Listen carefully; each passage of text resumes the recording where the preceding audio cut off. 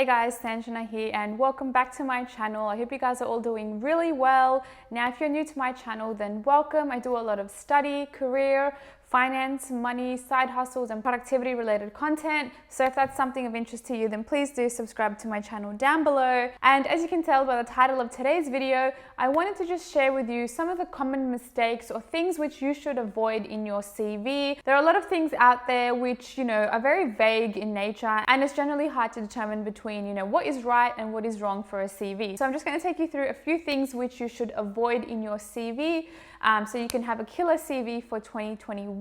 Now, just before we jump into the video, I just wanted to sort of preface and give you guys a little bit of context as to what my background is and how much, career experience I've got. So as you guys all know, I've done a few videos here on my channel. I started working at the age of 14. I am now 26 years old. I celebrated my 26th birthday yesterday. So I've got a fair amount of experience in the corporate world, in just, retail, hospitality world as well. So I've got a fair idea of what a good CV looks like. I've got exposure in a lot of different industries, and that's why I want to share with you my learnings, the insights that I've learned and I've taken from my years of working in all of those industries. And specifically speaking, I entered into the corporate world in 2013. So I've got, definitely 7 years of experience or, 8 years of experience there that I do want to share with you and, just tell you guys what works and what doesn't work. So let's jump into the video now. First mistake that I want to mention that a lot of people sort of end up doing, I've seen a lot of CVs over the years as well. And the first thing I want to mention is just very basic, and that is to not include your personal address on your CV. You want to keep some things private and confidential, and by you putting your personal address is not going to add any value to your CV. You've only got a few, pages to work with, so you want to maximize all of that space that you've got there. So putting your full address is not necessary. What you can do is you can put your state or you can put your suburb in there. If the job is, a local sort of job that you're applying for, then this may be beneficial for the job. But yeah, putting your full address is not something that I would recommend. You should obviously maintain your privacy. So moving on to the next one, and this is formatting. This is very, very important. This can either make or break a CV and could potentially be the deciding factor in you, getting the job or not, especially if it is quite a technical and very professional job. Then obviously having a well-written CV does show off that you do have those, those proofreading skills, those, grammar, spelling, all of that etiquette there.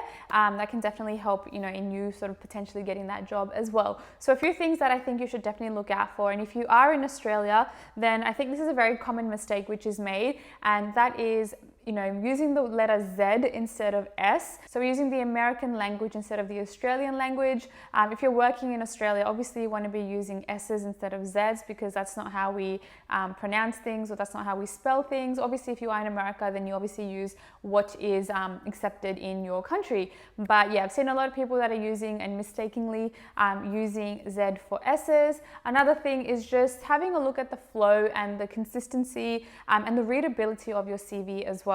You want to check for consistency in the CV as a whole, just making sure that spacing is, quite even between the different sort of categories that you've got in your CV, and just the sort of the readability of the font that you have selected as well. You want to make sure this is a very simple, very minimalistic font that you have selected. It's not anything too fancy. Moving on to the next one. Now, this is another mistake which I have seen a lot. I'm not sure about other countries, but I believe having your photo on your CV is not necessary. I mean, you don't want the recruiter to have any reason to not give you the job, and putting your face on your CV doesn't actually, guarantee that you'll get the job. I think you don't want to sort of hinder or, disrupt the recruiter in them making their decision. It's obviously got to be an unbiased decision, no discriminations. So I would advise against, not having a photo on your CV. Obviously, if there are jobs that you're applying for internationally, then there may be some requirements for having a photo on your CV.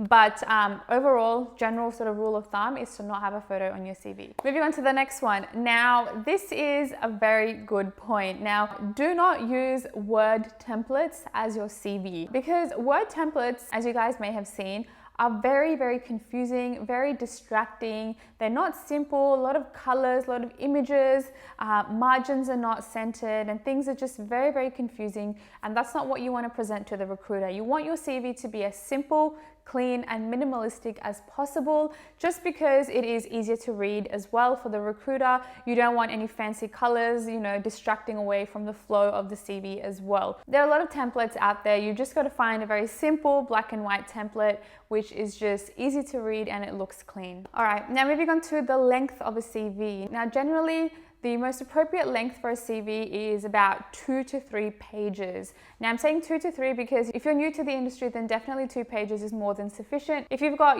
greater than 5 years of experience, then 2 to 3 pages is also very sufficient. But I also do want you guys to keep in mind that a CV is not about, plotting all of your information on that page, on the 2 pages that you've got. There's also LinkedIn as well, and I highly suggest having a LinkedIn profile where you can add all the minor details, the nitty-gritty sort of tasks that you did at work for those specific jobs. So the CV is just meant to be very high level, very sort of targeted, specific to the role, but you obviously don't want to go very detailed and very low leveled that the reader is just not going to understand what you're saying. All of that information, all of the technical sort of things can be added on your LinkedIn, and it's all about just keeping your CV very simple, minimalistic, and very easy to read. Next one, I really want you guys to be utilizing the white space on a CV.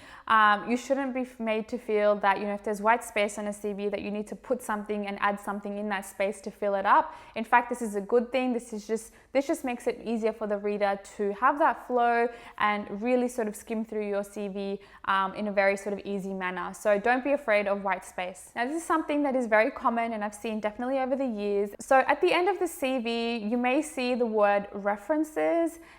This is actually incorrect. A reference is something that you would write in your essays, your university essays, where you would cite other authors, books, or articles. In this case, it should be referees, not references. So do make that change, because this is something that I've seen happen all the time, and a lot of people just get confused between the two. Moving on to the next one, which I think is an absolute cliche. I've seen this in a lot of resumes, a lot of CVs, and that is using cliche words like good organization skills, a team player, proficient in Microsoft Office. These are things which have been used for many years, and it's just something easy that people just jot down because they think it's something that will get them the job, or it's just easy and they have no better way of explaining things. I think you should really just let your experience tell the story. And just remember, you don't actually need a specific skills section unless you do actually have a specific skill or technique that is actually relevant for the job. If you're applying for a very general, very sort of, high level job, but then having those, general skills are actually expected of you, so you're really not doing them a favor because you were actually meant to have these skills in the first place. So writing them down is not going to make you look like, you're more intelligent, you're more experienced and have that knowledge. Now, the next one that I want to mention is if you have actually already graduated from university, this is a time to let go of all of your high school stuff. This is all the awards, the achievements, the results from high school. They do not matter. That information is not relevant anymore. You have an undergraduate degree which overtakes the high school experience. And the last thing I want to mention is obviously, when you're writing your CV, you want to make sure that you're telling the recruiter a story, that there's a flow, there's a, beginning, middle, and end section, and it just, makes sense to the eyes. What I do suggest is getting someone to maybe read over your CV, someone who isn't part of your industry, and seeing if it makes sense to them. You don't want to have, obviously all that technical jargon in there. You want it to be very easy and simple to read, not too heavy on the eyes as well. So those are a few of the common mistakes that I have seen over the years in my time working in the corporate world and also in, retail and hospitality as well. So hopefully you guys find this helpful. I know a lot of people now in January, being the beginning of the year, are ready to, get into the workforce, apply for new jobs, and they're in the process of writing their CVs or resumes. So I think this is perfect for anyone that doesn't know what not to do. So if this is helpful to you, then please give this video a thumbs up, and I wish you all the best with your CV. If you've got any questions at all, any sort of queries, then please email me at successbysanjna@gmail.com, and I'll be more than happy to answer your questions there. Otherwise, you can leave a comment down below. And if you haven't already, then please do follow me on my Instagram. It's successbysanjna. It's the same as the YouTube channel. And yeah, I will now catch you guys in my next video. Thanks, guys.